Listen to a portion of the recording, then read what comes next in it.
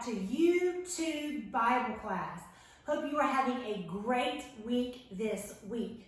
Well, guess what? I left the computer that I need to make our Bible class at church.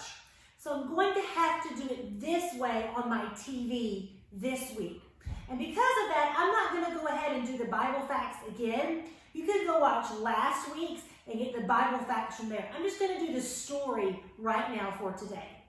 We are in the book of Luke chapter 8. Now, we've been in Luke chapter 8 for a long time. Luke has a lot of verses, and it's got so many good stories. We talked about how Jesus called his apostles. We talked about the parable of the sower. Jesus calmed the storm. The demon-possessed man and the demon went into pigs. That was last week. All of that is in Luke chapter 8. And we're going to finish up Luke chapter 8 today. So go ahead and turn to Luke, Matthew, Mark, Luke. Find the big 8. And then we're going to go to verse 40. Luke chapter 8 and verse 40. Now, like I just said, last week we read about the man who was possessed with a legion of demons, and it was making him do crazy things. Jesus sent those demons out of the man into the pigs, and the pigs went running off the cliff into the water, and they drowned. Well, word is getting around about all this amazing stuff that Jesus is doing. So when you do something that's really neat or amazing, well, people start following you around. They start wanting to see that. So we're going to see that's what's happening with Jesus. All right, Luke chapter 8 and verse 40. So it was when Jesus returned that the multitude welcomed him, for they were all waiting for him. So you can see up there, remember he went to the other side of the lake. They had the storm. He healed the man. He came back across. They're all waiting for him. They're so excited because here comes Jesus. Now remember, a multitude is a crowd. It's a big, large group of people. It's not just 2 or 3 or 10 or 20. It's hundreds of people here. All right? Verse 41. And behold, there came a man named Jairus, and he was a ruler of the synagogue. And he fell down at Jesus' feet and begged him to come to his house. For he had an only daughter, about 12 years of age, and she was dying. All right, so here's Jesus. He's gotten off the boat. There's people everywhere. And this man who worked at the synagogue was like the Jewish church, he comes up to Jesus and he's begging Jesus, beg, please. He fell down at his feet. He says, I have one child, a little girl, and she is 12. Now, I have a 12-year-old girl, and so I think about that and how horrible that would be. But this man has only one child, and she's 12, and she is dying. She is about to die. And this is horrible, horrible for this man. And so he's just begging Jesus, please come to my house and heal my girl before it's too late. All right, so this is what's happening right now. Now, Jairus has just talked to Jesus. But while that's happening, something else is happening behind Jesus. Let's look at verse 43. But as he went, the multitudes thronged him. That means they just crowded around him. He just couldn't move at all. Now, a woman having a flow of blood for 12 years, who had spent all her livelihood on physicians and could not be healed by any. All right, so here's this lady. She's been sick for 12 years. Now, I think it's kind of interesting that the little girl is 12 years old and this lady's been sick for 12 years. I don't know if that's just a coincidence or what. I think that's neat, though. So this lady, she's been sick for 12 years. Doctors can't do anything for her. She just needs some help. All right? So this lady is in this crowd. So now Jesus is trying to get to Jairus' house to heal his daughter, and this lady is in the crowd following Jesus. Okay, verse 44. Okay, so this lady came from behind and touched the border of his garment. You can see there the bottom. And immediately her flow of blood stopped. Okay, so Jesus didn't say anything. Jesus didn't do anything. Jesus isn't even looking at her. Jesus doesn't even know that she's back there. He's walking along and there's all these people and she just kind of sneaks up behind him and just touches his clothes. She didn't even touch his skin. She just touched his clothes. And it said immediately, boom, like that, she's better. She's all better. Now that's amazing, right? We know that's Jesus because she just touched his clothes and immediately she was better. All right, verse 45. And Jesus said, who touched me? When all denied it, Peter and those with him said, Master, the multitudes throng and press you, and you say, who touched me? But Jesus said, somebody touched me, for I perceived power going out from me. Jesus knew. She didn't even touch his skin. She just touched his clothes there at the bottom. And Jesus says, wait a minute, who touched me? And his apostles are saying, Jesus, there's people everywhere. All kinds of people are bumping into us and rubbing up against us. What do you mean? There's tons of people touching you. No. He says, this is something different because I felt power go out of me. That power that healed that lady, he felt that going out of him. So he says, no, somebody touched me. Somebody's had something happen to them. A miracle has happened somewhere. Who did it? Who did it? Verse 47. Now the woman saw that she was not hidden. She came trembling. She's shaking. She's so scared. And falling down before him, she declared to him in the presence of all the people the reason she had touched him and how she was healed immediately. All right, so she thinks, oh, Jesus knows. She thought maybe she could just sneak up there and just touch me and get better. No, she had a lot of faith, didn't she? She believed all she had to do was just touch his clothes. So she had wonderful faith, but she thought maybe she could just do it and sneak back into the crowd. And Jesus knew. And so she comes forward and she says, it was me. She's like, I touched you, Jesus, because I've been sick for 12 years and the doctors can't fix me and I've spent all my money on doctors and I'm still sick. And I touched the bottom of your clothes, Jesus, and I was fixed immediately. And now I'm all better.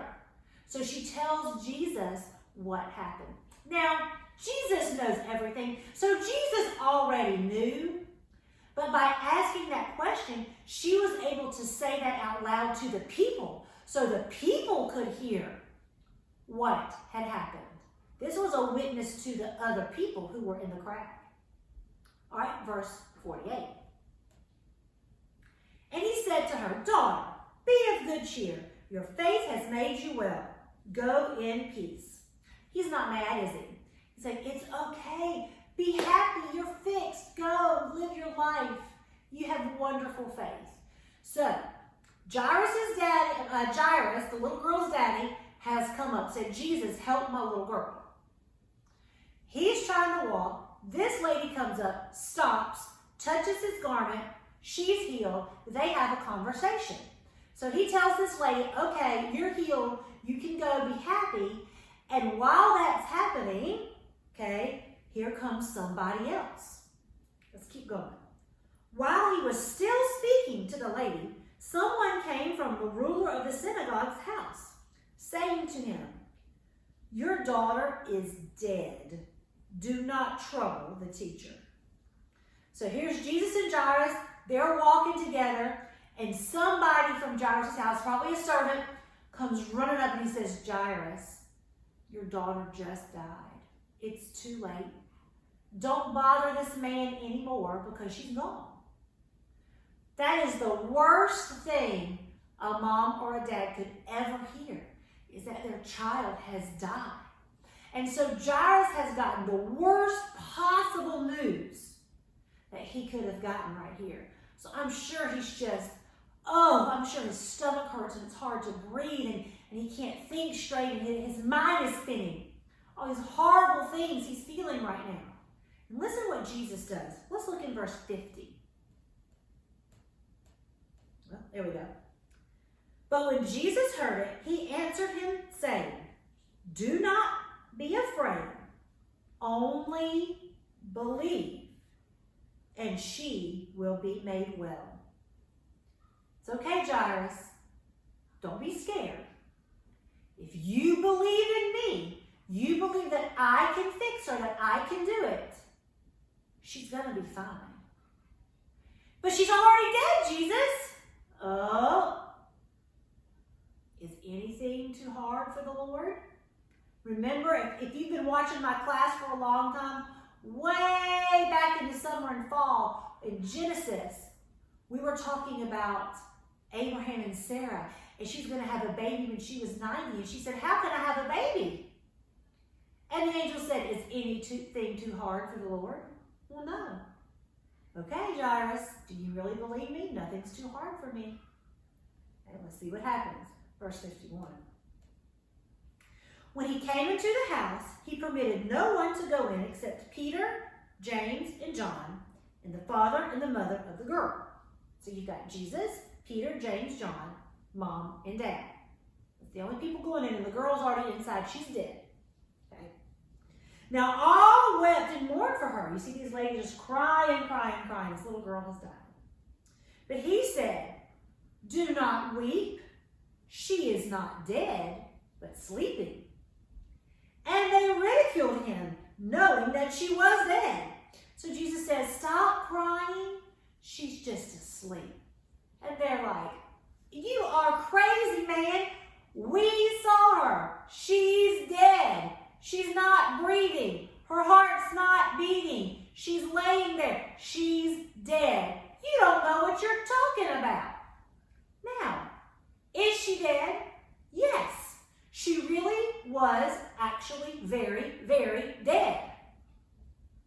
But you see, Jesus is more powerful than death. And he knew that. And he knew that being dead doesn't stop him. And so he says, don't worry, she's just like she's asleep. And they laugh at him, but Jesus doesn't care. And so the 6 of them go into the house. Verse 54. But he put them all outside, took her by the hand, and called, saying, little girl, arise. Now, I imagine he said it softly and sweetly. I'm talking loud right now so you can hear me, because my camera is across the room. But I suspect that he sat down like this picture shows. He held her hand, put his hand on her. I'm sure he was very sweet and kind. You know, sometimes maybe if you're oversleep and you're not getting out of bed, your mom may say, get up right now. But I don't think that Jesus did that. I think he was soft and sweet and gentle. Little girl, get up, arise. Now she is dead. Can dead people hear? No. But he talked to her anyway. Little girl, get up. Look at verse 55. Then her spirit returned, and she arose immediately, and he commanded that she be given something to eat. There's that word, immediately again. You see, when Jesus does something, it's not like, well, it's going to take a few days. If I'm sick, let's say I have strep throat. Maybe you've had strep throat before. And I go to the doctor, and the doctor's going to give me some medicine, antibiotics. And it's going to take me, I'm going to have to take that medicine 3 or 4 times before I start kind of feeling good again. But I'm going to have to take that medicine for 10 days before those germs are completely gone and I'm completely well. But not with Jesus. He touched that woman, boom, immediately she was well. He said, little girl, get up, boom, she got up. You see, when Jesus says something, it happens right then.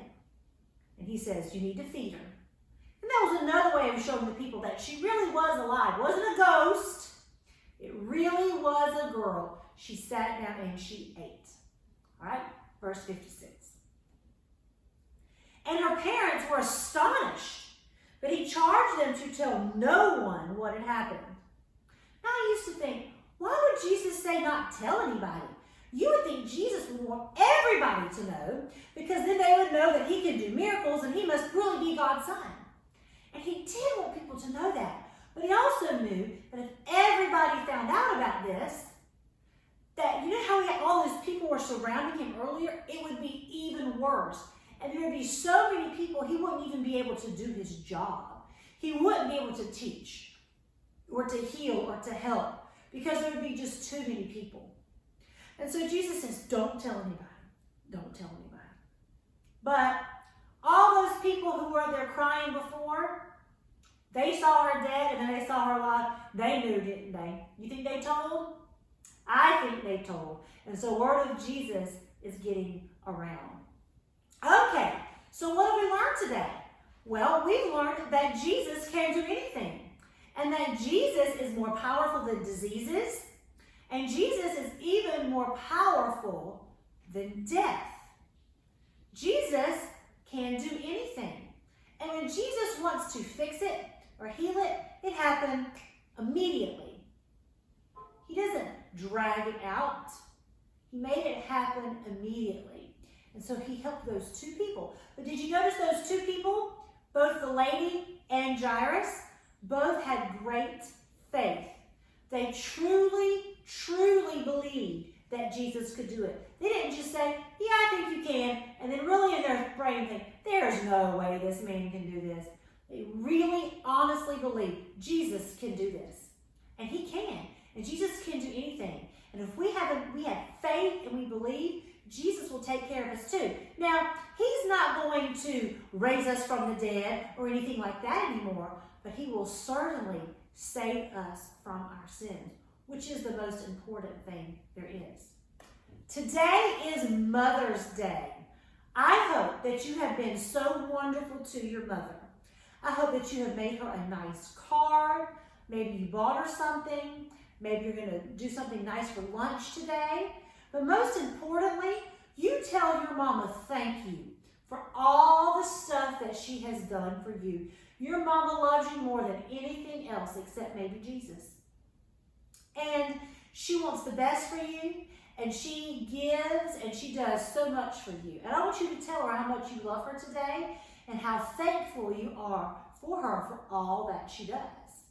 And then tonight when you say your prayers, I want you to thank God for your mama. Because God gave you the best mom for you. And so I want you to tell God, thank you for that. All right?